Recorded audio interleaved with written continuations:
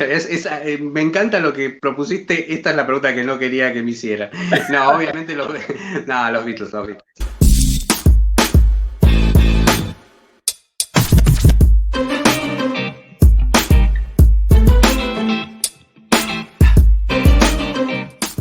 Bienvenidos a un nuevo Spoiler Tracks Live, acá desde el canal de Amazon Music México. Estamos desde la Ciudad de México transmitiendo para todo el mundo, así que gracias este lunes 19 de abril, gracias por estar nuevamente como cada lunes en vivo. Recuerden que también esto lo están viendo seguramente en repetición en el canal de YouTube de Spoiler Time o como podcast también en todas las plataformas, pero siempre recomendando la plataforma de Amazon Music. Gracias chicos nuevamente. Como saben, este es un programa para hablar de música en el cine y en la televisión con invitados espectaculares y hoy tengo desde Buenos Aires a un colega, amigo y además conductor de televisión, conductor de radio, melómano, coleccionista de vinilos, así que vamos a hablar de muchas cosas, así que bienvenido Pablo Manzotti, ¿cómo estás amigo?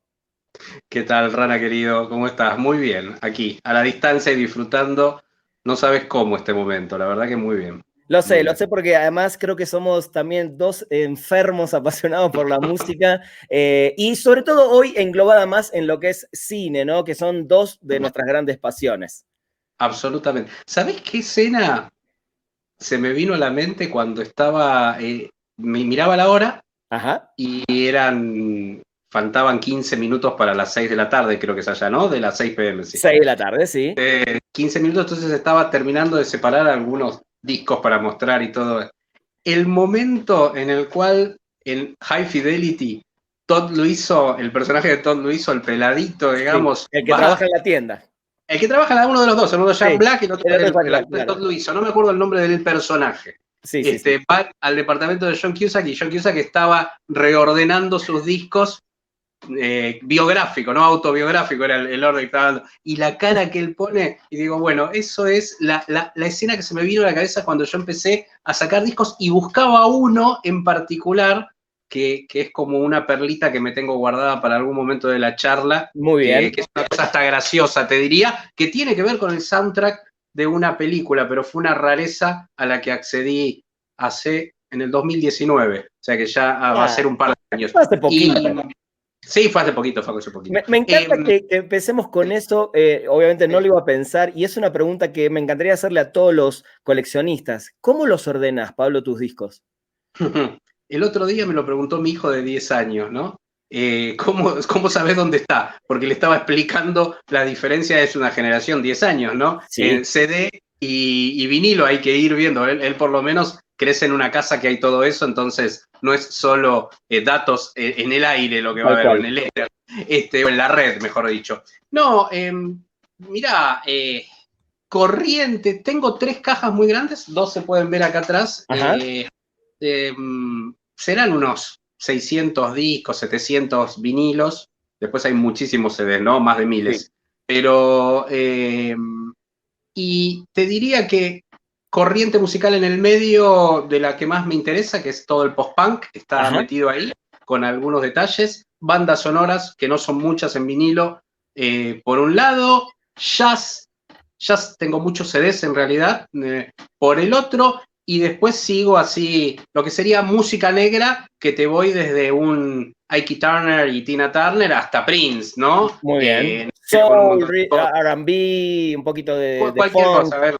Y después rock nacional, sí, rock nacional. Claro. Pero por géneros. Rock argentino, digamos, ¿no? Rock argentino. Decimos rock nacional acá, pero es rock argentino. Sí. Bien, por género. Sí, a mí siempre se me hizo lo más fácil por corriente, como decís, o por género. Sí. Alguno, por ejemplo, los de Carpenter, yo los tengo todos los de Carpenter juntos, ¿no? Claro. Que son cosas muy, muy puntuales. Pero bueno, vamos a empezar, Pablo. Hoy nos habíamos puesto de acuerdo, trato de con los invitados, si bien vamos a hablar de compositores también favoritos tuyos, soundtrack favoritos, poner algún tema que delinee un poco la conversación, y en un momento me dijiste, yo tengo una teoría y sobre los soundtracks y un concepto. Déjame poner una imagen que creo que tiene un poco que ver con lo que hablamos y lo que empezaste recién, ¿no? Con el tema de los CDs. De alguna manera hubo un cambio cultural en los 90 con la llegada del CD. Ameba, ahí puse una foto de Ameba porque creo que es la vieja Ameba. Hoy vamos a decir que es la vieja Ya vi, amigo, lamentablemente. Sí. Tal cual, pero bueno, ya iremos a la próxima. Y tiene que ver con esta cultura nueva que el CD invadió en los 90, se dejó casi de fabricar el vinilo, muy pocas ediciones salieron en vinilo, y vos me contaste algo que me gustaría que lo contés ahora al público y que lo charlemos, más allá de que ahora vamos a hablar de la diferencia entre el soundtrack y el score, que es un poco esa teoría y ese concepto del compilado musical que es un soundtrack, ¿no?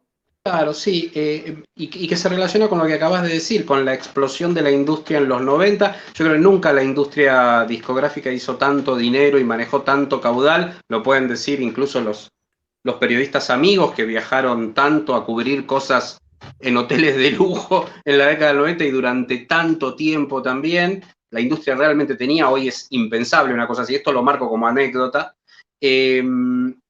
Y lo que empecé a pensar cuando me empecé a interesar cada vez más y armar una discoteca grande de CDs, de soundtracks, y eso coincidió, ese pensamiento, con el empezar a trabajar en una radio y sobre todo en los 90, en una radio zonal de Capital Federal, y tener que musicalizar toda una tarde. Y ahí empecé a abrevar en diferentes corrientes y lo que me ofrecía una mixtura, pero a su vez una misma cadencia sonora. Cuando hablamos de cadencia sonora, digamos una misma línea melódica, se podría decir, y lo empecé a encontrar en los soundtracks. Y con el tiempo, incluso en mi trabajo más fuerte en radio que tuve en mi vida fue en un programa de muchísima escucha acá en Argentina, que era No Somos Nadie en Metro, una de las radios más escuchadas, y ahí de hecho tuve durante un par de años una columna que era el soundtrack del día, donde exploraba un poco la relación de esa música con la película. Pero la tesis mía era que el soundtrack en los 90 de alguna manera significó para la industria discográfica lo que fue el compilado en la década del 80, ¿no? Bien. Si bien había compilados ya en los 70, sobre todo en los 70 en Argentina decíamos los famosos enganchados, que eran esos discos que se usaban para bailar y que venían los temas cortados y enganchados entre sí, armados por un DJ. Sí. Eso fue muy popular a fines de los 70 y principios de los 80, pero durante los 80 los greatest hits, de hecho, ustedes saben que el disco más vendido en la historia del vinilo y de los discos en formato físico en Gran Bretaña es el Greatest Hits de Queen, claro, ¿no? El primer Greatest Hits. El primero. O sea, sí. Claro, el primero. Entonces, de alguna manera esos Greatest Hits fueron un momento en el cual la industria ya tenía un bagaje importante, tenía muchos años de música popular, de digamos lo que nosotros conocemos, dejando de lado el rock de la década del 50 norteamericano como padre de todo, pero lo que serían los 60 y los 70, ya había mucho para compilar. Y bueno, y salió al mercado con eso. En los 90, mi teoría es que eso fue reemplazado, si bien seguían existiendo los grandes éxitos, pero por bandas, muchísimo más, por eso citaba lo de Queen, esta mixtura fue reemplazada por las bandas sonoras, ¿no? Los soundtracks, precisamente, y también tiene que ver con un momento del cine eso, ¿no? Porque el cine de los 90 vuelve sobre todo el cine industrial norteamericano, a esas narrativas de la década del 70, y ya Scorsese lo había hecho en la década del 70 de ilustrar con imágenes con los Rolling Stones, por ejemplo, Calles Salvajes, bien, ¿no?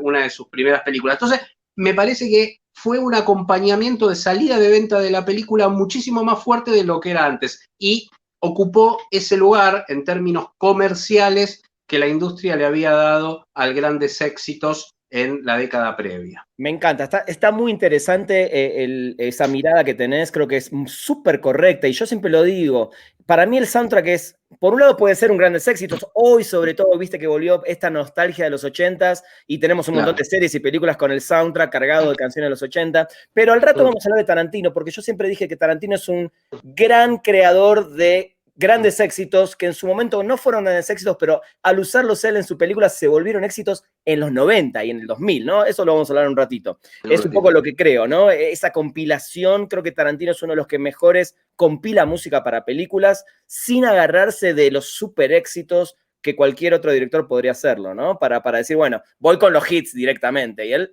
creo que no va por ese lado, ¿no? Sí, absolutamente. Elegiste unas canciones no, unos soundtracks que vamos a empezar a hablar.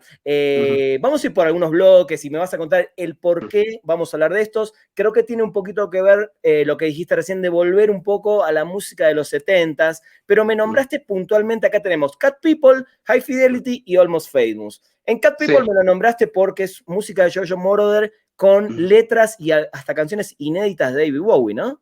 De David Bowie, exactamente. Creo que incluso está por acá el Cat People. ¿Sabes qué? Voy a confesar que es una película que nunca vi. Nunca vi esta película, Pablo. Vos sabés que esta película, en realidad, lo que hay que ver, antes que nada, es la original, para después compararla. Eso te iba a decir, no estaba seguro si sí es remake de esa película de los 40, ¿no? Si no me equivoco. Es una película, sí, es una remake de la década del 40, acá está. Mirá que de un clásico. Además lo tenés tan bien en la pantalla. Perdón el que está escuchando un podcast, pero estoy viendo un disco una portada tan bien cuidada que me da aparte, esto es lo que tenía, es que cuando averigüé de la existencia de este disco, no me costó mucho conseguirlo, y fue muy barato, porque nadie realmente, no era un disco muy, pero es una pequeña joya, está impecable. La versión esta es de Barbet Schroeder, es un director muy, muy interesante. Paul Schrader, que es el guionista de Taxi Driver, Paul Schrader. Mirá, sí. No Barbet Schroeder, perdón, Paul Schrader, que lo que hace es una película más, toma una idea, que es esta idea de la mujer poseída por un espíritu de la pantera. En Argentina la versión original se conoce como La Mujer Pantera, y esta película le agrega toda esa cosa más visceral de la década del 80, jugando por momentos con el cine de Cronenberg, si uno quiere. Es una versión muy interesante, y bueno, tiene un músico que a mí me parece sensacional, porque Giorgio Moroder, yo amo a Giorgio, todo lo hizo antes, bueno, Expreso de Medianoche, no saqué todos los discos, y aparte no queda muy bien que me vaya dando vuelta cada 5 minutos. Igual un día, ahora te voy a comprometer, en un par de meses hacemos un especial Spoiler Tracks de Giorgio Moroder. Dale, sí, hacemos Giorgio Moroder. A mí Expreso de Noche se me hace su trabajo así más épico para el cine, me parece una cosa soberbia. Es una locura lo que hizo ahí. Y aparte porque tiene discos que valen esa línea más allá de la banda sonora. Es un músico... Claro. A ver, para que entiendan, Giorgio Moroder es rescatado por Daft Punk. ¿Y por qué lo rescata Daft Punk? Básicamente porque en realidad no estaba en Kraftwerk la creación de esa música industrial. Cuando de hecho los Kraftwerk estaban ya invadiendo la escena alemana, y va Bowie a escuchar eso para la etapa de Bowie de Berlín, ¿no? Sí. Le dice un productor a Bowie, le dice, mira, escuchá esto, esta gente es bárbara, todo, pero cualquier cosa que hagas, pensá que ya la hizo Giorgio antes. Bueno, lo que pasa es que Giorgio no era David Bowie, ¿no? Pero bueno, hizo una música para película, y está la música esa con el tema este de David Bowie, que es realmente un tema hermosísimo. Que se llama Cat People, precisamente. Exactamente. ¿No? Putting on Fire. Y lo tengo ahí. Después tengo también la edición que salió acompañando al Let's Dance, salió en simple. Te iba a decir, es una canción que grabó exclusivamente Bowie para este disco, y después la regrabó, la reversionó, me parece, para su disco, ¿no? Exactamente. Y la usa años más tarde Tarantino en Inglourious Basterds. De hecho, yo estoy casi seguro, yo no soy el gran fan de Bowie, debo reconocer que soy más de los hits de Bowie, tristemente, ¿no? Son esos artistas que uno los empieza a pelar, como dicen acá en México, muchos años después. Pero también a mí lo que me encanta de esa canción es ese Bowie. A mí esa es la etapa, creo que después me di cuenta que es la que me gusta de Bowie, ¿no? Que justo lo dijiste, la etapa de Berlín. Es para mí la etapa más promiscua de Bowie. Es realmente tremenda esta canción, esta composición, cómo coquetea con lo industrial ahí también. Es en la misma línea de Héroes, obviamente, sí.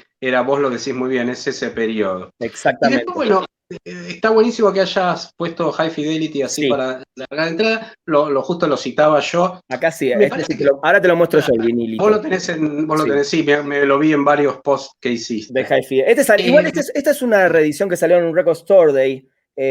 No sé realmente si hay una edición de primera edición de la época del. No hay. Salió acá. No, ahí ya empezará lo de cada uno ahora te voy a mostrar uno también cuando hablemos de Tarantino, pero ahí empezará. Yo la verdad soy más coleccionista de originales, entonces todo esto lo tengo en CD y se queda en CD.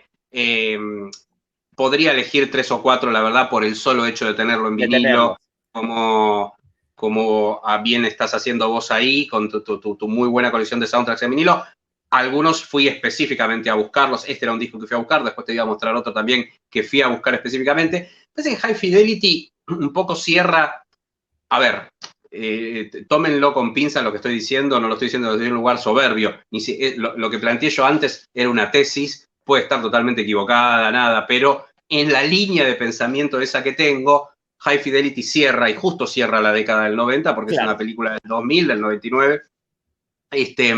Es realmente una película generacional.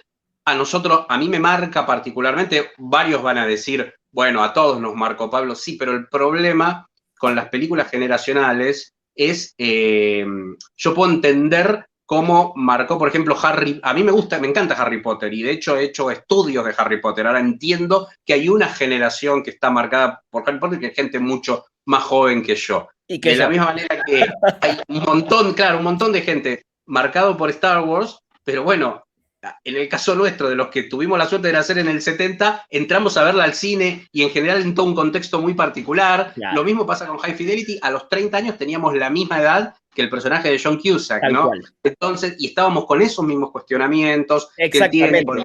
Es que eso te iba a decir, esa película, lo decís tal cual, es generacional porque justo también es en la época donde uno tiene eso de pensar en sus ex noviazgos y por qué, le debo pedir perdón a tal persona, y mezclado con la música y su colección de discos, y son esos momentos donde uno también empieza a invertir dinero real, ¿no? De trabajar, invertir el dinero propio en comprar discos. Creo que nos pega por un montón de lugares esa película, ¿no?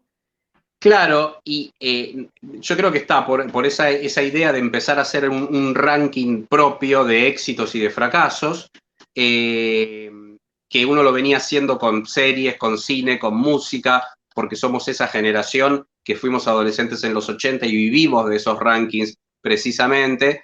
Entonces esa es como que es la película que viene a cerrar eso, viene a cerrar la década, viene a cerrar el milenio, viene a abrir el nuevo milenio, claro. La nueva centuria, la nueva década. Entonces está todo ahí. Y es una película que en este sentido cierra esta tesis porque la banda sonora es fundamental para entender la película también. Y tiene una curaduría, y ahí es donde yo baso mi tesis, en que el soundtrack en los 90, y la gran diferencia con otras décadas, es que es muy bien curado. El soundtrack, hay soundtracks que están excelentemente curados en términos de la selección, y la selección de High Fidelity es perfecta. Vos pensás que muchas veces la película tiene muchísimos más temas, de hecho hay temas de Belle Sebastian, todo que no están ahí en el soundtrack, pero ¿por qué? Porque hay una cuestión de derechos, porque también hay una cuestión de extensión, no todo se puede editar, no todos los temas que se usaron, y después tiene esta cosa que empezó a ser muy fuerte en la década del 90 también, no era que no sucedía antes, pero sí en la década del 90, que es también el aporte distintivo.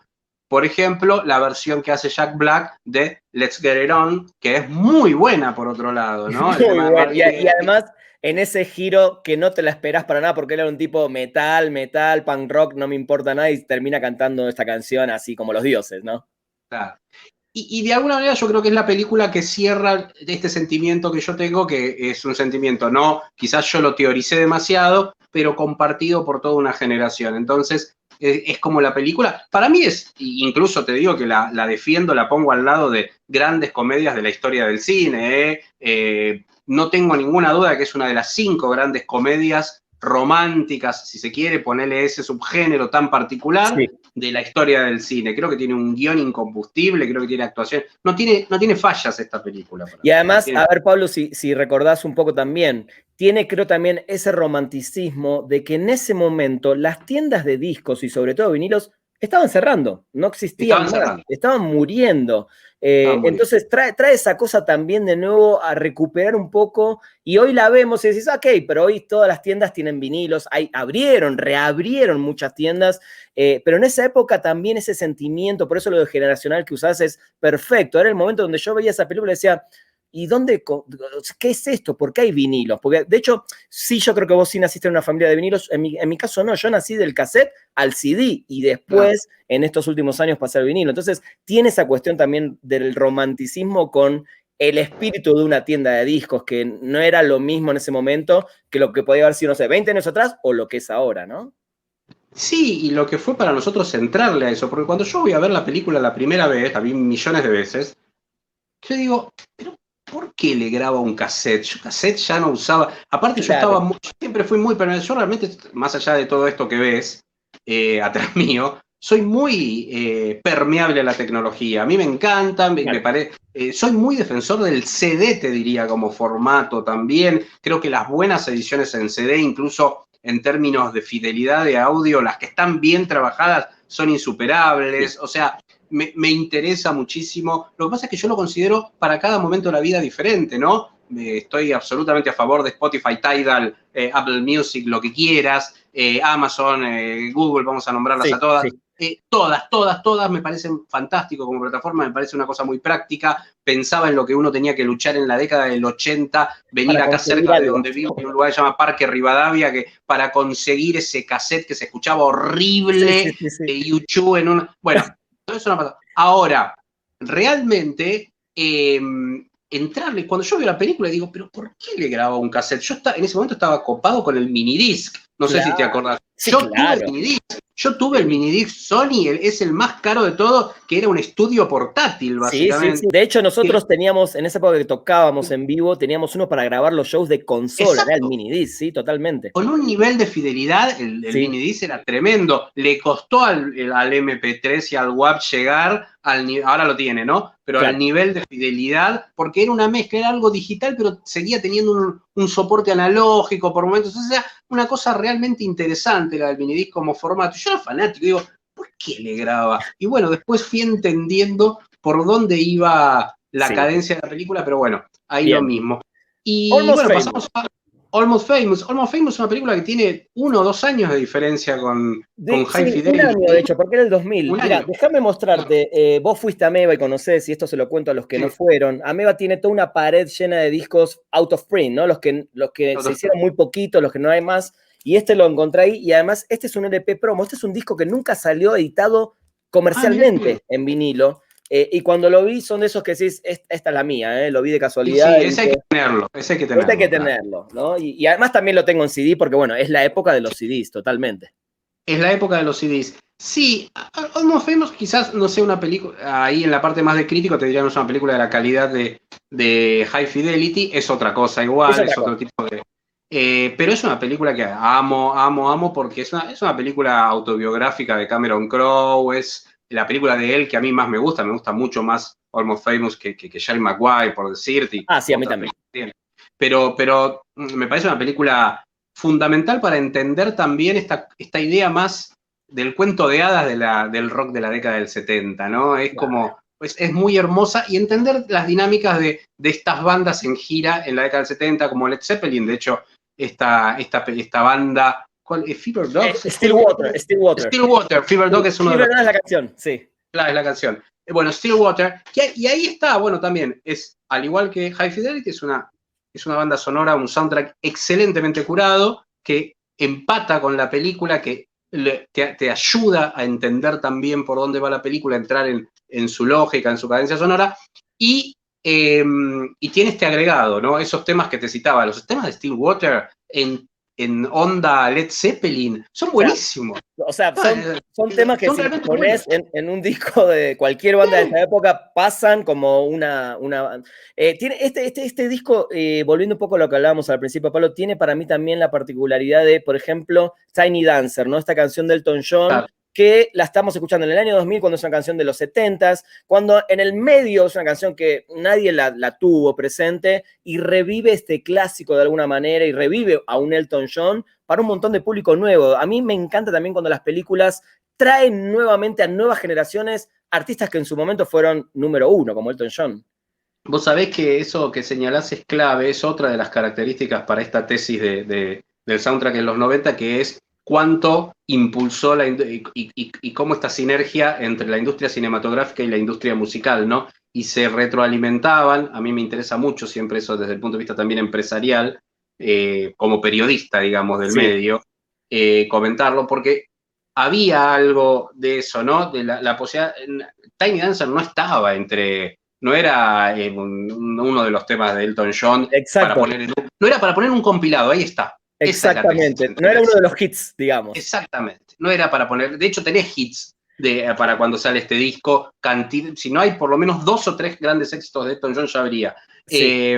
Y bueno, no, acá ahí tenés realmente un tema que estaba fuera y que puesto, y ahí ya podríamos, si querés, pero cuando vos lo digas, enganchar con Tarantino, es lo que dice Tarantino precisamente, si pones el pedacito de música exacto en ese pedacito de película, bueno, ahí es redonda, se logra el efecto, y creo que el tema es que conectás con la canción, una canción que por ahí pasaba desapercibida, cuando se logra esa simbiosis tan hermosa que te lo ofrece el cine y el soundtrack, ¿no? Tal cual, tal cual. Y con un éxito, antes de que me olvide, perdóname citarlo, sí. fue el de Bohemian Rhapsody. Rhapsodia Bohemia fue el mejor con El Mundo Según Wayne. Wayne's World. En el auto.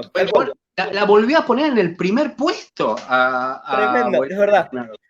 No, pero bueno, Bohemian Rhapsody sí era gran éxito de Claro, Queen, ¿no? Claro, pero volvió a sonar en una generación que ya se había olvidado. En el primer puesto, es una locura. Es una locura. ¿Entendés? Por eso hablaba es clave el tema del CD y la década del 90 en ese sentido. Sí, totalmente. No, te decía, para cerrar con esta, en un ratito ya vamos con Tarantino, obviamente, cómo también un guión permite y una curaduría musical que como dijiste, esa canción suene en ese momento perfecto, porque quizás una canción puede sonar de fondo, puede sonar en una escena y no te transmite nada, ¿no? Pero el tema es saber utilizarlas, básicamente. Elegiste 3 soundtracks más. Vámonos rápido con estas 3.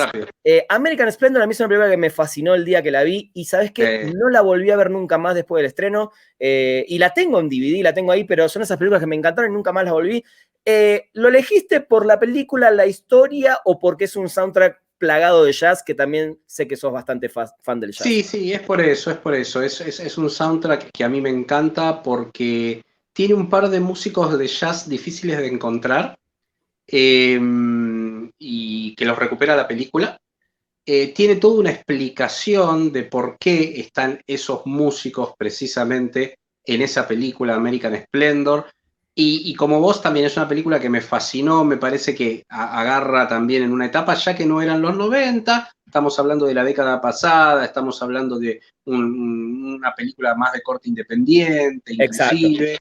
Y sabes que esto tiene una edición en CD, en bucle, no sé si la separé, creo que no, muy interesante de cartón que en la época que no viajaba todavía seguido a Estados Unidos, me la hice traer, me la compré vía correo, está tan fanático del soundtrack. O sea, es tipo Digipack. Claro, Digipack. Qué lindo. ¿Y trae ilustraciones justamente de este ilustrador, de Pekar? De Pekar, de Harvey Pekar. Sí, en realidad Pekar es el guionista, Robert Crumb era el ilustrador. Tienes razón, y por eso Pekar trabajaba con Robert Crumb. De hecho, hay un documental Crumb que lo había separado.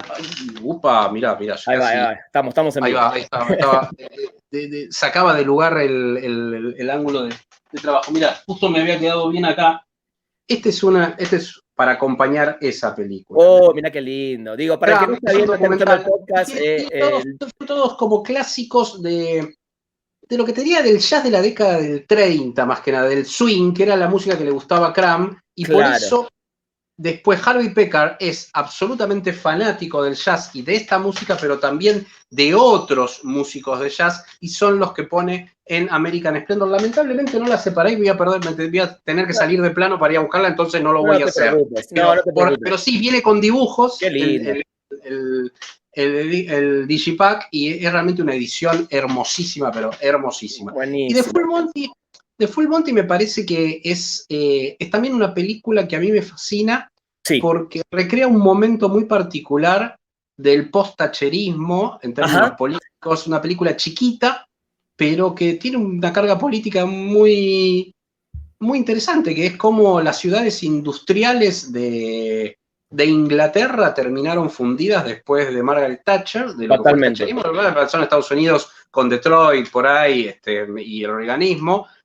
Y a partir de ahí cuenta esta historia de estos tipos de diferentes estratos sociales que terminan unidos para hacer esta suerte de striptease y este show de striptease, de Full Monty, sacarnos todo, y bueno, y empieza a recuperar clásicos de la música disco de la década del 70 y de los 80, me parece que está muy bien en la película. También es clave entender eso, ¿no? Sí, Entender sí. cómo A mí funciona la me película y cómo uno encanta. lo lleva después. Sí, no sé, Sí. Pablo, si te pasó a vos, digo, pero creo que también fue una de las primeras películas en mostrarme un poco no me sale bien la palabra porque no es decadencia, pero esta situación de desempleo de personas de mitad de vida, ¿no? De 45, que no saben qué van a hacer, el tema de la homosexualidad, que son de las primeras películas que yo recuerdo haber visto, un tema de homosexualidad bien Sí. mostrado, ¿no? Bien fundamentado todo lo que estaba pasando alrededor de estos personajes, el tema del suicidio, bueno, muestra cosas muy, muy fuertes, más allá de que es una comedia, creo que es una gran película también en ese sentido, y la música disco acompaña perfecto, y además esta película gana el score a mejor banda sonora ese año. Sí, y vos sabés que lo interesante de la película desde el punto de vista crítico es que, más allá de igual que es una película que estuvo muy pensada, tiene un presupuesto interesante, tiene actores que ya eran fuertes en Inglaterra, sobre todo después de esta película les da proyección internacional, entran todos en Hollywood, todo, pero digo, independientemente de eso, es una película que te demuestra que si tenés un buen guión, podés hacer cualquier cosa. Tal cual, tal cual. Por eso la defiendo a muerte, porque digo, acá lo importante no es el efecto especial, no son los actores. Los actores obviamente son buenos todos, pero digo, lo puedes hacer con cualquier actor. Claro. Porque la mayoría eran desconocidos en el resto del mundo. Tal cual. Los sacaba de Inglaterra o tenías que ser un estudioso o un tipo muy del ambiente para identificarlos dónde habían estado antes. Entonces, realmente acá lo que tenías es una buena historia. Una buena historia es lo que se necesita siempre en el cine, para recuperar lo mejor del cine. Y bueno, y una buena historia también en este caso implica una buena banda sonora. Totalmente, totalmente. Velvet Goldmine, ¿no? Esta especie de historia que tiene que ver con este histórico del glam rock, ¿no? Se habla y se nota que es una película muy basada en Bowie, en sus experiencias en esa época, en su relación con Iggy Pop. Primero, Sí. ¿por qué elegiste esta película? ¿Tiene que ver con Bowie, con la música o por el estilo también de la película? A mí la película me encanta. Sí. A mí la película realmente me encanta. Es una película de Todd Haynes. Es un tipo que es incluso muy, te diría, corrosivo en la manera de mostrar lo que son las relaciones humanas, de también cómo le entra a quitarle la careta a los movimientos, ¿no? Todd Haynes es un tipo muy interesante, más allá de que aparte trabaja con directores de fotografía muy, muy buenos. Y en esta idea de entrarle al glam rock, que no tuvo la posibilidad de que le dieran los derechos para contar, en definitiva, la historia de Iggy Pop, que es la que está contando, Sí. un periodista ahí que es Christian Bale que anda dando vueltas, el cruce con Mick Jagger eventualmente, bueno, todo eso, esa relación extraña que tuvieron en su momento, todo eso lo cuenta él, pero de una manera velada, si se quiere, y eso lo traslada a la banda sonora porque no le dan los derechos para utilizarlo. Entonces, hace versiones realmente interesantísimas de clásicos del rock con otras bandas, y me parece que eso es lo que a mí me llama la atención de esta banda sonora, ¿no? Que lograron, por un lado, una película del gran rock recreando al gran rock en un soundtrack realmente muy, pero muy bueno. Amén de las actuaciones, esta idea de presentarte a este Bowie, que es también el personaje principal, y la relación con Iggy Pop, como un ser de otro planeta, ¿no? Como la primera escena es precisamente un plato volador, como que realmente era el tipo from Mars, por decirlo de alguna manera, ¿no? Y él, en términos de simbólicos, lo lleva adelante. Entonces, bueno, está ahí por un lado ese Mick Jagger perdido en el fondo, con esa relación extraña cercana al punk, y estos dos íconos, Iggy Pop por un lado, David Bowie por el otro, en el cual se concentra toda esa química extraña que le hace una explosión sexual por un lado y musical increíble. Y bueno, la banda sonora realmente, Baby's on Fire, No, y además me encanta, porque es lo que decís, covers, ¿no? También, ¿Cómo? no, lo que decís, lo de los covers, cuando tenés una muy buena banda sonora de covers, pero covers con versiones que están muy bien interpretadas y con la lógica y la mística que no pierden, digamos, de los originales, creo que también eso es bastante interesante para una banda sonora. Sí, esta idea de la Venus in Force, ¿no? De Venus in Force. La banda que se llamaba como la canción de Lou Reed. Claro. Entonces, Es súper interesante, sí, sí, sí. Y el cover, sí, soy un gran defensor de los covers en términos de cuánto, sobre todo si el autor se apropia del cover, ¿no? ¿Qué es Bien. esto? De decir, darle una impronta diferente. No lo haces igual, sino que lo haces diferente. Pero Estoy de sí, acuerdo. es otra de mis bandas sonoras favoritas, también Brutal. abonando a la misma tesis esta, ¿no? Que Brutal. estábamos, que disparó esta charla. Totalmente. Vamos a empezar con algunos compositores. Me imagino que Lalo Schifrin, Misión Imposible, debe haber sido, no lo sé, la primer gran canción de una serie de televisión de tu vida que escuchaste. Y probablemente, sí, esa y la de SWAT también. Sí, Uf, sí, sí, son las dos que recuerdo, son las dos que recuerdo. Lo que pasa es que la de Lalo, bueno, Lalo tiene esta cosa de que es argentino, es hincha fanático de Huracán, tiene esto, ¿no? Y uno conecta diferente. Y por otro lado es un tipo que va más allá, ¿no? La verdad yo me preguntás la de SWAT y es la de SWAT, no sé ni quién la hizo, ni de hecho, te iba a preguntar, obviamente. no tengo idea. La tengo en la cabeza todo el tiempo porque era una de mis series favoritas de niño, pero no Bueno, tengo ni idea. pero bueno, Misión Imposible es una serie que, vista hoy, es una serie perfecta en un montón de aspectos. Tiene una intro perfecta con esa música y con el adelanto del episodio. Hay como una edición de lo que ibas a ver en el episodio, Claro. que va en la cadencia musical también. Y aparte todos los guiones de Misión Imposible son buenos, algunas temporadas mejores que otras, y tiene algún capítulo perdido que es directamente una joya que yo lo utilizo para dar clases directamente de guión. Es una muy buena serie. SWAT es una serie malísima, SWAT es una serie que no se soporta, es mala, es uno de esos extraños casos en lo cual la apertura tiene tal peso en la cultura popular, el ícono en toda la generación del 70, que los que jugábamos a SWAT, que estamos marcados. Exactamente, eso te iba a decir. Claro, pero la serie hoy la ves y decís, oh, Dios mío, lo que era esto. Sí. No se sostiene. Vos ves Los Profesionales, por ejemplo. No, bueno, pero ahí estás hablando quizá de una de las series inclusive más importantes de Inglaterra. La serie, claro, bueno. Los Profesionales yo la sigo viendo al día de hoy, total, le doy vuelta, le doy vuelta, le doy vuelta, aparte también que tiene una música espectacular. Sí. Me parece que Los Profesionales la ves y es perfecta hoy. Entendés determinadas cosas del guión porque en ese momento no había celulares, entonces hay cosas que se fuerzan, el celular cambia la narrativa, obviamente en el cine y en la televisión, porque antes lo que decía, el contrarreloj de ir a avisarle algo a alguien, bueno, llamalo por teléfono, maestro, listo, se soluciona todo. Claro. Acá todavía, si vos te metés dentro de ese momento de Inglaterra, está perfecto.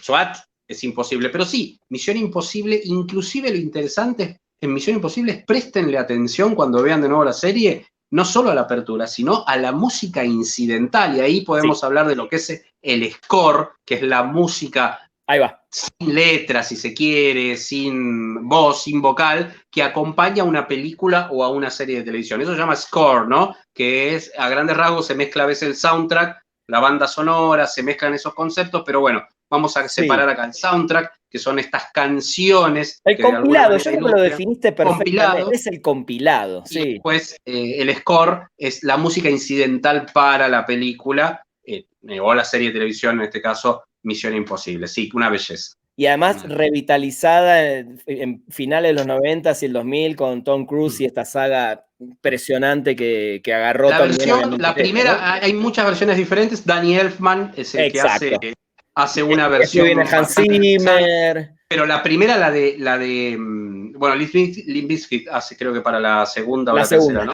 La segunda. Está buenísima. Está buenísima. Está muy bien esa. A mí me gusta mucho la de la primera, que es la versión de Larry Mullen y Adam Clayton de U2. De U2, los dos razón. Hacen esa. Lo tenía también, no lo sé si lo separé, pero lo tengo en CD, bien. Ese original también. Y después, bueno, viene con el resto del score, que está realmente muy bien también. Totalmente. Sí. Bueno, obviamente no podemos dejar de hablar de Quentin Tarantino, ¿no? Yo siempre digo que... Voy a ir a buscar. Muy bien. Yo tengo los vinilos ahí, así que los voy a dejar por ahora ahí, pero... ¿Es que lo tenés? Sí, claro, tengo todos. De hecho... ¿Ah, sí tenés todos? Claro, Jackie Brown tengo... Lo acaban de editar, no tengo ninguno yo en vinilo, tengo todo en CD, ¿no? Tengo ya te dije que yo trato de comprar. Lo acaba... ¿Sabes por qué lo tengo? ¿Qué es el amarillo? ¿Cuál? ¿Es el amarillo? No es amarillo. No. Como ya, qué bueno, lo tenés en amarillo, hermoso. Entonces. Los dos tengo. Sí.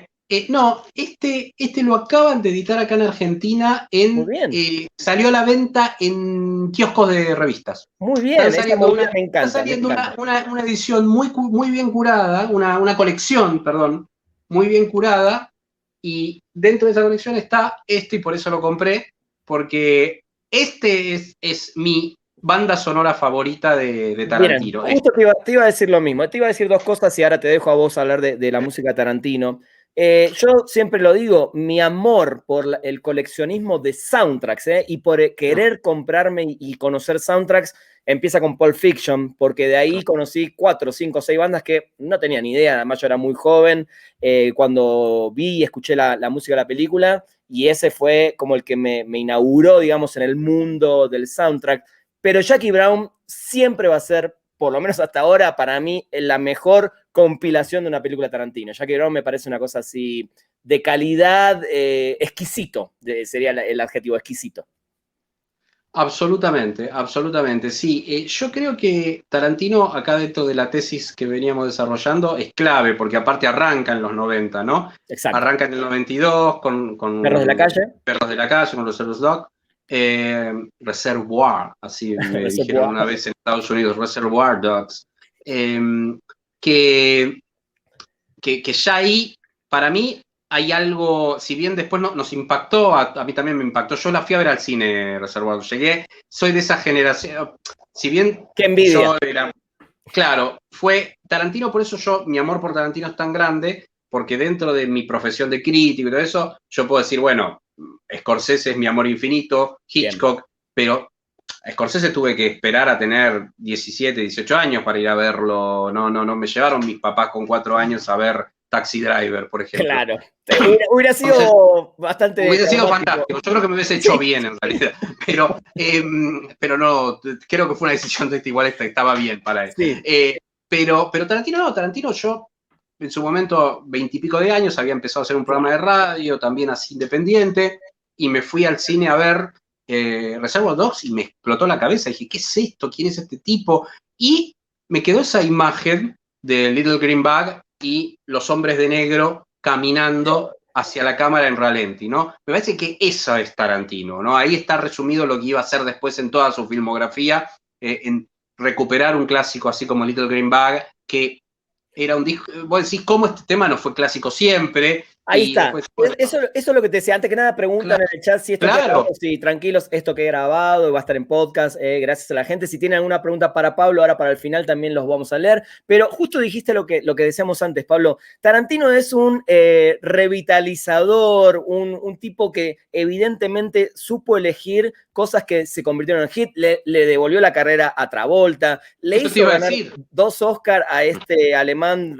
Christoph Waltz. O sea, un tipo que nadie conocía en Hollywood y le hizo ganar 2 Oscars. O sea, evidentemente Tarantino, por más que mucha gente puede decir muchas cosas de Tarantino, malas o buenas, yo soy otro gran defensor, yo amo el cine Tarantino, pero creo que la música hizo también que en mí el cine Tarantino sea mucho más significativo que el cine por el cine mismo, por decirlo de esa manera, ¿no? Te digo algo, lo único que podés decir malo de Tarantino es que no te gusta y estás en todo tu derecho. A la persona digo que lo diga. Ahora, no hay nada, no se puede decir nada malo de Tarantino, ¿no? Pero se defiende desde la teoría, te diría, incluso. No hay mucho que discutir. Después, que alguien me diga, a mí no me gusta, eso es bueno, tema. Es otro tema, está perfecto eso. Te puede gustar lo que quieras. Digo, pero realmente no hay nada que decir. Y bueno, el tema de su relación, su idea del cine, la importancia que le da a la música. Aparte, Tarantino cruza una barrera, además, que es muy interesante, porque vamos a decir, bueno, sí, Pulp Fiction, sí,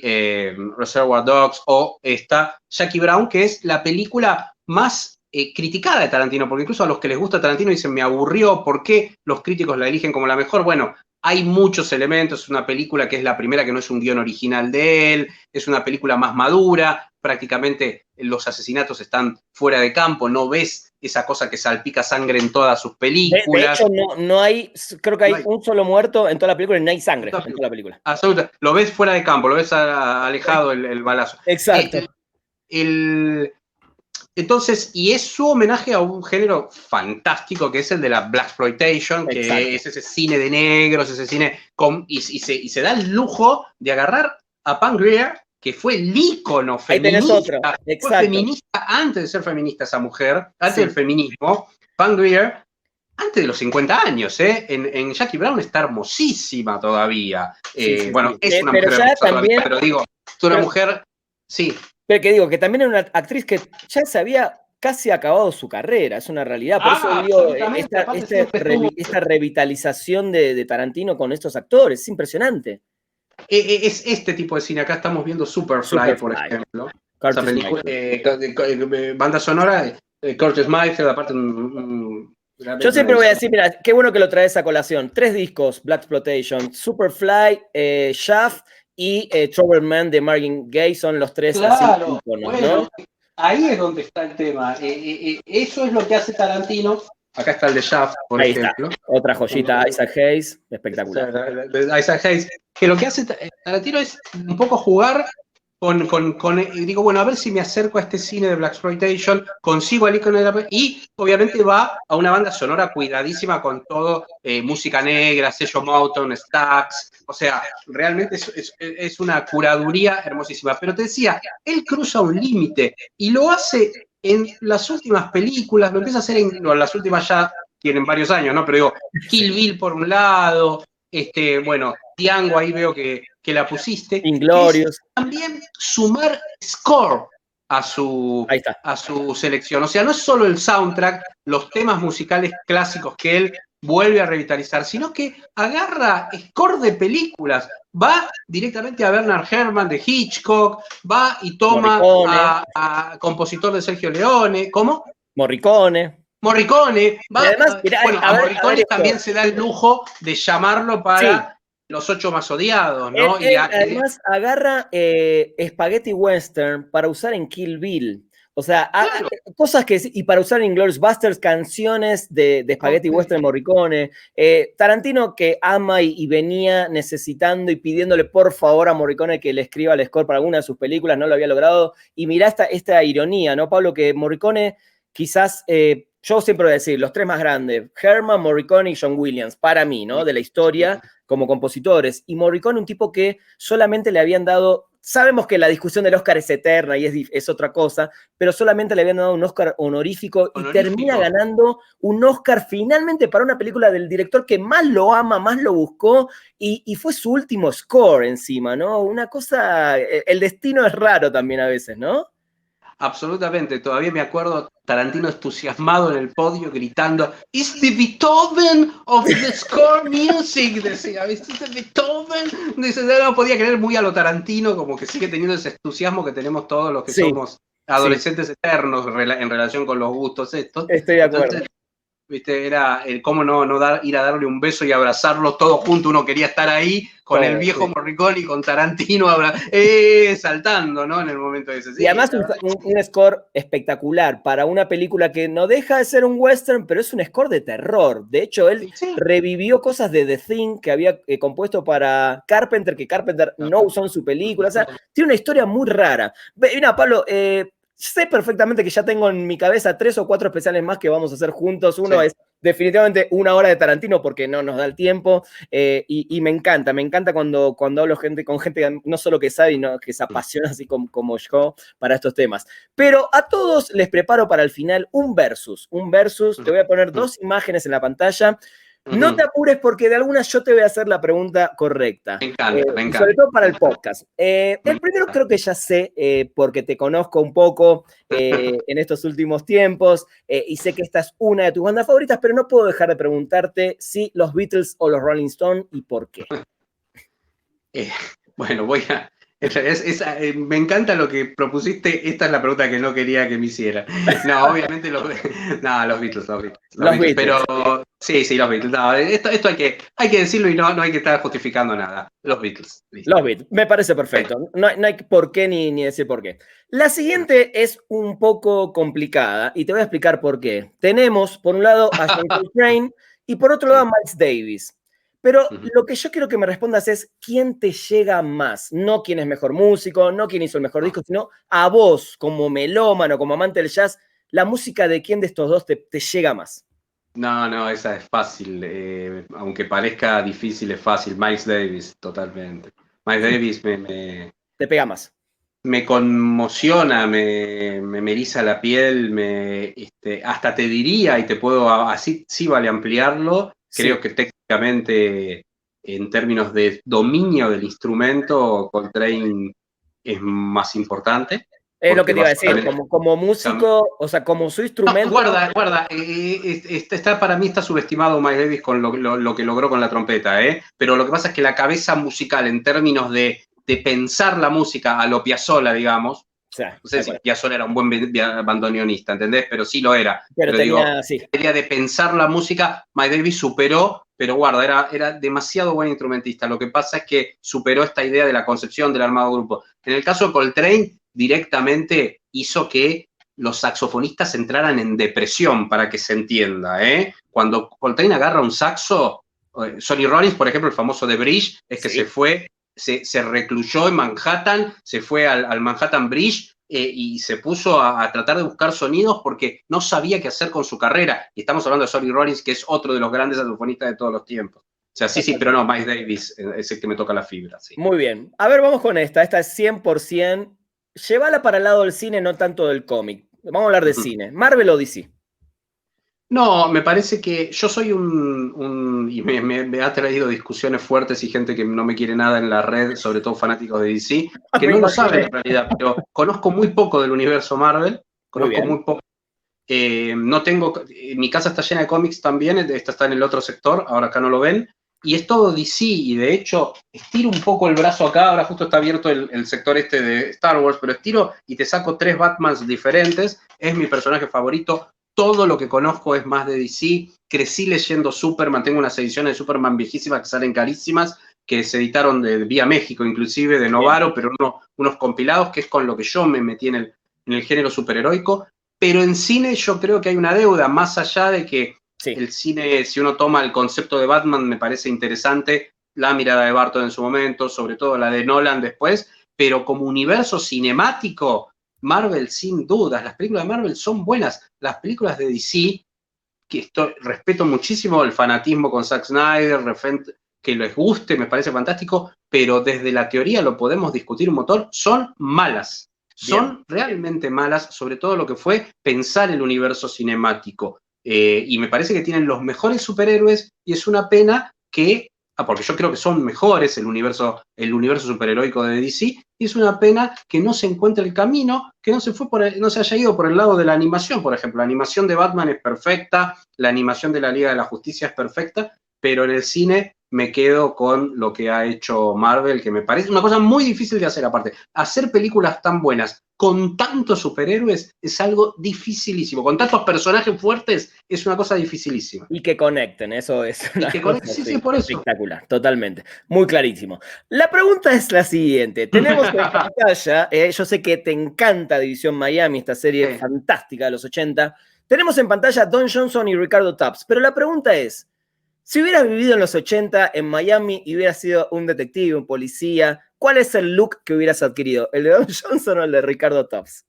Si hubiese sido el Miami, el de Don Johnson. Hoy te diría que usaría, si fuera hoy con la mentalidad de hoy, el de Ricardo Tubbs. Pero sí, debo reconocer que si hubiese sido en los 80, con mi mentalidad de Manzotti de la década del 80, que la tengo muy presente, hubiese sido lamentablemente Don Johnson y no Ricardo Tubbs, que le quedaba mucho mejor y elegía mucho mejor el vestuario. Muy bien, estoy de acuerdo. Esta sé que no sé si es difícil para todo fanático de Star Wars, ¿Han Solo o Luke Skywalker? No, Luke Skywalker. Luke. O sea, hoy a la distancia te digo Han Solo, pero porque lo teoricé. Pero Luke Skywalker era Pablo Manzotti. O sea, Pablo Manzotti se disfrazaba con una cosa de una salida de baño de Luke Skywalker. No. Yo quería ser ¿Hay fotos de eso? ¿Podemos ver en tu Instagram o algo? ¿O no? No, si no las pondría, te juro que las pondría. No, creo que de eso ya no. Tengo disfrazado de meteoro con un casco de IPF, alguna cosa así, sí tengo. Era mucho más rudimentario, tienen que entender. No existían juguetes tan copados en ese momento. Sí tenían los muñequitos de Star Wars que están ahí atrás, obviamente. Sí. Pero no. Hoy a la distancia, obviamente, me parece un personaje más rico, pero porque abrevé todo el cine. Pero en términos, si me conecto con el Manzotti niño, Luke Skywalker. Sí, definitivamente. Estoy de acuerdo. Esta sí es complicada, pero ¿John Williams o Ennio Morricone? O sea, y la pregunta es, global, en la historia, ¿cuáles son las composiciones o las músicas de uno o del otro que forman más parte de Pablo Manzotti? No, decididamente en términos globales, como lo señalás, y desde la teoría te diría Ennio Morricone, pero no, es John Williams, es John Williams. Aparte tuve la suerte, que eso me lo dio, y esas cosas que siempre aliento a los más jóvenes que me escuchan, que ya muy grande, esto fue en el 2017, claro, con los 40 años de Star Wars, que tuve la suerte de ir me llevó Disney a ¿Al Celebration? la Celebration, perdón, que era de los 40 años, no me salía la Celebration. Y bueno, fue una sorpresa en un momento, se abrió un telón y estaba ahí John Williams con la Orquesta Filarmónica de Orlando. Lo tengo todo grabado porque después de tantos años, justo me agarró, venía de 3 años seguidos de cobertura de los Emmys en Los Ángeles, y ya tenía cierta experiencia en cómo hay ciertas cosas en Estados Unidos que si sabes moverte terminás adelante de todo. Y terminé adelante de todo, terminé en el piso filmándolo así a John Williams, y en el momento en el que con su problema en la pierna se acerca a George Lucas a saludarlo, todo eso lo tengo todo registrado y lo tengo registrado en mi cabeza. Entonces no hay manera de que no me ponga a llorar cada vez que recuerdo ese momento, porque se conecta aparte con el Pablo del 77. Claro, entonces, sí. Y de los 80, ¿no? Y todos los 80 después, obviamente. Claro. No. Después, bueno, yo me puedo poner analítico hoy ya en el Pablo adulto crítico y te diría Ennio Morricone por infinidad de cosas. John Williams es incombustible. Este es un tipo que tiene 30 y pico de Oscars, es una locura, John Williams. Sí, totalmente. Pablo, antes de la última, ¿Stallone o Schwarzenegger? Stallone. Yo creo que Schwarzenegger también te elige Stallone. Schwarzenegger lo ama a Silvestre. Bueno, son muy amigos. Bueno, toda la industria lo quiere a Sly, es un tipo muy querido, realmente. Es un tipo muy querido. Es un tipo sumamente profesional. Uno lo piensa por ahí como que es un boludo, perdón el término, fisicoculturista o musculoso, y nada que ver. Es un tipo súper ultra profesional que le ha dado laburo a un montón de gente, que le ha dado trabajo a un montón de gente. Y no. Y Schwarzenegger, yo creo que le pones a él y lo elige a Stallone también. Totalmente. Pablo, la última. Si tuvieras que elegir, sé que te encanta la radio, sé que te encanta la televisión, sos un conductor, sos un súper profesional, pero si tuvieras que elegir de acá a la eternidad uno de los medios en los cuales quieras trabajar para siempre, ¿sería la radio o la televisión? Ni un segundo lo dudo, la radio. Todos contestan lo mismo. Puedo estar todo el tiempo haciendo radio. Me abrís el micrófono y hablo. O sea, no tengo ni que hablar si me dejás pinchar discos a la par de que voy hablando. Un extra, ese es el extra, ¿no? Estar toda la noche. Sí. Totalmente. Pablo, para cerrar, le hago una pregunta siempre a mis invitados, a ver qué sale en este caso, y es: si algún día hacen una película de tu vida, puede ser película, sí, es una película ficticia, pero una biopic de Pablo Manzotti. ¿Quién te gustaría, primero, que la dirigiera? Segundo, ¿qué banda la debería musicalizar? Solo puedes elegir una banda o un compositor que musicalice tu película. ¿Y quién podría ser el actor que interprete a Pablo Manzotti? Me gustaría Richard Linklater. Muy bien, ¿por qué? Me parece que sería entre una cosa indie y una cosa más personal. No creo que sea una vida muy emocionante la que tiene para retratar, y me parece que él logró hacer esta película de 12 años, ahora se me fue el nombre, Boyhood, que siguió durante 12 años y contó básicamente el crecimiento, y muchos, inclusive habría una discusión si eso era cine o no, porque el cine precisamente es utilizar diferentes actores para mostrar el crecimiento. Me parece que la banda sonora en este momento, yo creo que, no sé si una banda, vos me estás preguntando un músico de score o una banda que haga música especial para lo que vos elijas. No, la banda sonora de mi vida es muy fácil, en ese sentido con Charly García y algo te diría, de Beatles y Rolling Stones ahí mezclado adecuadamente. Soy un obvio, y si querés que la película termine con un tema de The Clash. Me encanta. O sea, puede ser Charly García haciendo covers de todas estas bandas, sumando un par de músicos. Absolutamente. Me encantó. Sí. ¿Y quién hace de Pablo Manzotti? esa me resulta más complicada. Me resulta un poco más complicada. La verdad, no sé, tendría que pensar en algún actor, no me viene a la mente. No me viene a la mente. Me gusta mucho, no, pero igual me van a decir. No, no lo voy a decir porque me van a gastar. Sí. Me gusta. Me van a decir, sos un hijo de puta. No. Me gusta mucho Sebastian Stan. Está perfecto, está muy bien, me encantó. Decir, por Dios, yo creo que a mí hasta me gusta Sebastián Stan. Está bien, es tu elección.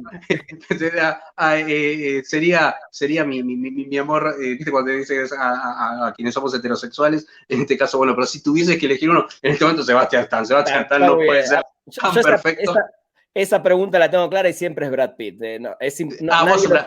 Sí, nadie lo puede superar. Bueno, Sebastián está en este momento, y para que ese es el Soldado del Invierno, en Falcon y el Soldado del Invierno, creo que es un excelente actor, por otro lado, ¿no? Creo que es un excelente actor, que realmente bendecido físicamente en todo sentido, ¿no? Muy bien, muy bien. Pablo, para cerrar siempre recomiendo un soundtrack que además se puede conseguir en la tienda de Amazon Prime Video. Justo hoy hablamos de Tarantino bastante.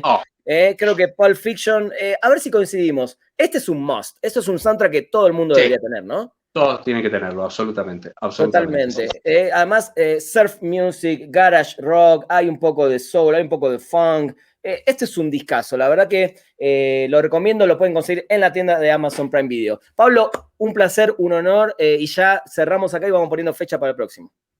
Vamos poniendo fecha. Pues es que te voy a cerrar con una perla. Dale, por favor. Mira esto. Y ahí, no sé si se llega a leer, decía cerrado. Lo compré en el 2019 en una disquería de Greenpoint, ahí cerca de Brooklyn. Muy bien. ¿Qué es? Porque no sé qué es. Patty. Esto es la banda sonora que tiene toda música de moto, una música increíble y algunos temas específicos realizados para la película que no se consiguen, que no están digitalizados. Muy bien. Es una película pornográfica. Muy bien. Esto es una joya, definitivamente. Es una joya. No se consigue la película, está perdida. Lo último que leí, había una editora de Jersey, allá en Nueva York, de New Jersey, sí, que la había conseguido una copia y que pensaban editarla en DVD, pero no. Y es la historia de Patty Hearst, es una historia verídica, lo que pasa es que llevada al cine porno, que es esta chica hippie descendiente de familia acaudalada que fue secuestrada en la década del 70 en Los Ángeles y que de alguna manera terminó enamorada de sus secuestradores. Es una historia rarísima de Patty Hearst. Bueno, la banda sonora es una rareza absoluta de esas cosas. ¿Por qué hay que ir a las disquerías, gente? Tal cual. Este tipo de cosas. Porque no hay otra manera de enterarse, se dan cuenta. Nada. De hecho, quería cerrar con esta perla de lo que es el coleccionismo y por qué nos volvemos tan locos. Me encanta. Está buenísima, por otro lado, Me encanta, y eso es una joyita, así atesoralo, porque esos son joyas que no se consiguen. Y te voy a invitar próximamente, voy a hacer un especial de conversaciones de música que estoy haciendo en mi canal de YouTube, de coleccionismo de vinilos, ¿sí? Exclusivamente para contar todas historias de justamente por qué hay que ir a una tienda de discos, porque ahí es donde se encuentran este tipo de joyas. Pablo, un honor, un placer, te agradezco muchísimo que estuviste acá con nosotros hoy. Por favor, muy lindo, muy grato momento. Mirá, 1 hora estuvimos hablando, impresionante. Y podríamos haber quedado más, así que por eso ya te comprometo a otros programas más, ahí le vamos a ir buscando el temita. Te mando un abrazo desde México hasta Buenos Aires, Pablito. Abrazazo. Gente, muchas gracias. Nos encontramos en vivo el próximo lunes con otra invitada que ya se van a enterar en estos días. Y por supuesto, el podcast y todo en Spoiler Time. Gracias a Amazon Music, gracias a todos. Adiós.